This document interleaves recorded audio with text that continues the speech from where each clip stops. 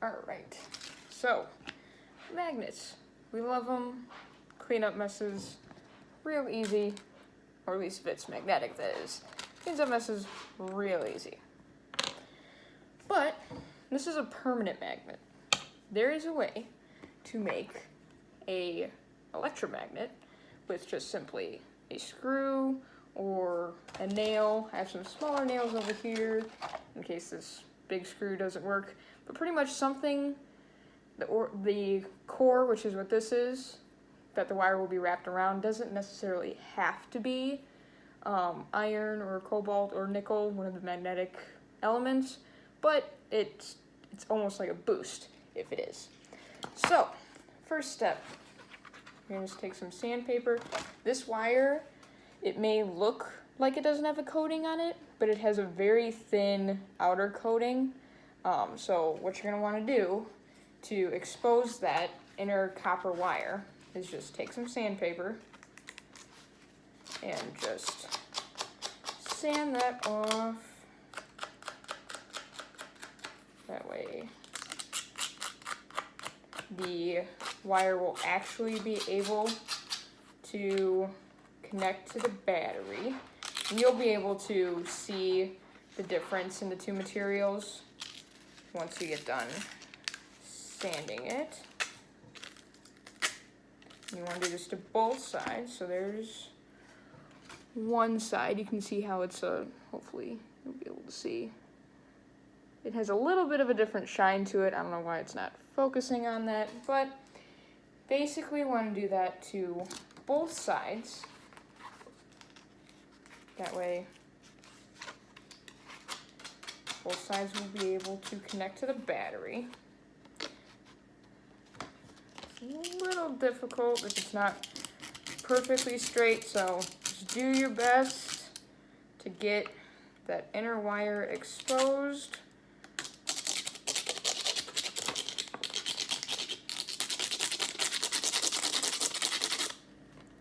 It may take a little bit of finagling, but you'll get it just fine. So,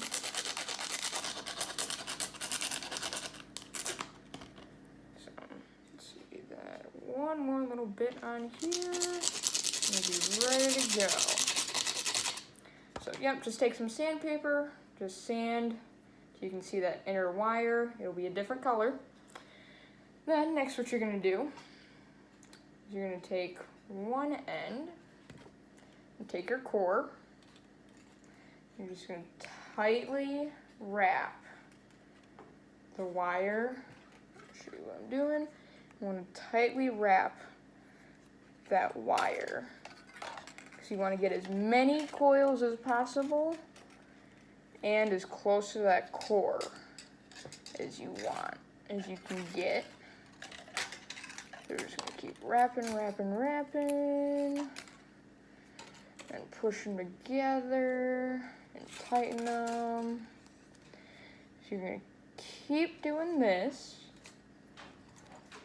Back up, that way I can do it faster. So you're just going to keep coiling it around and around and around. This is why a screw may be nice, because you can just put it in the teeth of the screw, but you may not get as good a coil on there because the coils of the wire won't be as close together. So that's the only downside of using a screw. So that's what's nice about this screw. It's not threaded all the way. So we're gonna keep going and going and going and going. Oop. Be careful not to overlap them. So you don't want that to mess up your electromagnet here. All right, so I've got it all coiled around, as you can see. Then all we're gonna do is smash them together, tighten it a little bit by rotating the one side, getting them as tight as possible. Then all that you're gonna do, you're gonna take one end, place it on each side of a battery. Now, can't hold it there for a very long time. Get more in here. Because this is making a circuit, so there's going to be electrical current flowing through this wire. Because with electrical current, as we know, a magnetic field will be made.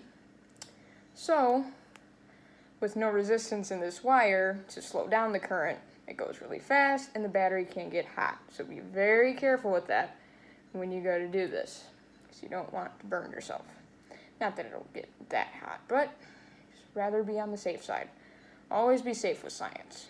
So, what we're going to do is we're going to hold one end on here, the other on here.